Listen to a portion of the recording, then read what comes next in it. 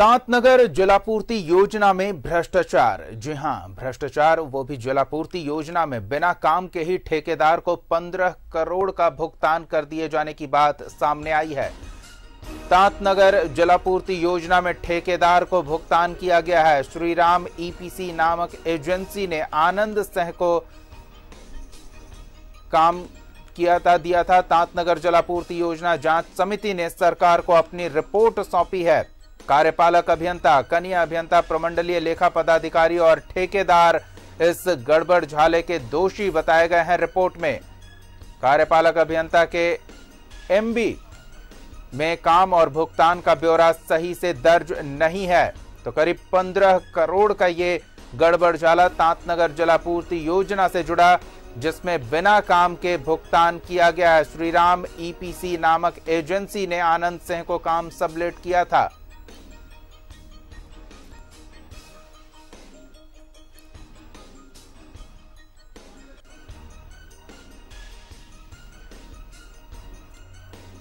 और अधिक जानकारी के लिए सीधे रुख करेंगे अपने सहयोगी अंजनी का। अंजनी, तांतनगर जलापूर्ति योजना में 15 करोड़ के गड़बड़ झाले की बात सामने आई है। रिपोर्ट ऐसे ही इशारा कर रहा है। पूरी जानकारी चाहेंगे इस मामले में।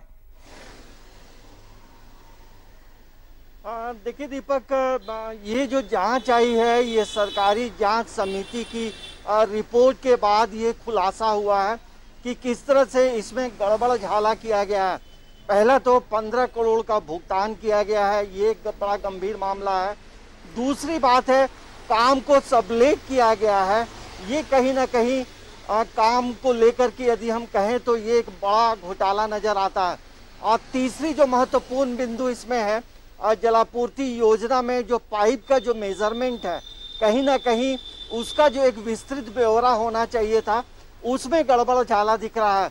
तो जांच समिति ने जो रिपोर्ट बनाई है, उसमें ठेकेदार से लेकर जो तमाम जो आला अधिकारी हैं, अभियंता हैं, ठेकेदार हैं, जूनियर हैं, प्रमंडलीय लेखापाल हैं, तमाम लोगों का पे सवाल खड़े किए गए हैं।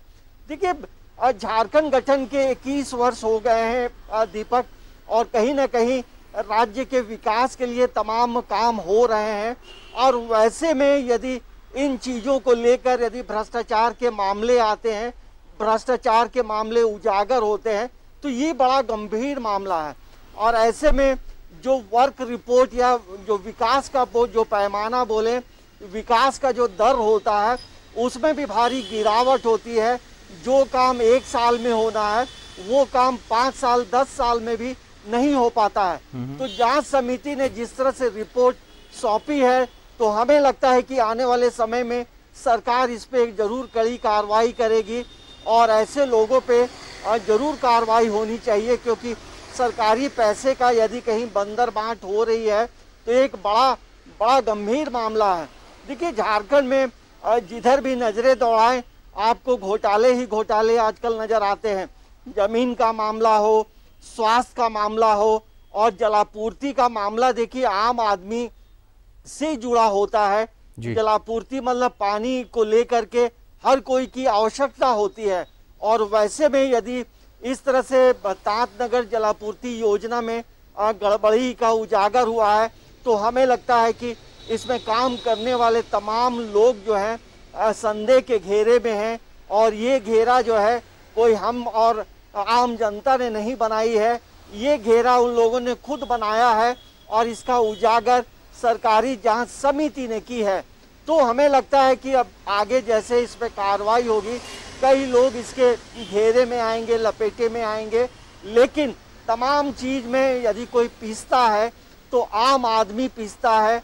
जलापूर्ति योजना से जितने लोगों को लाभ मिलना है वो प्रभावित होता है। तो एक बड़ा गंभीर मामला है दीपक।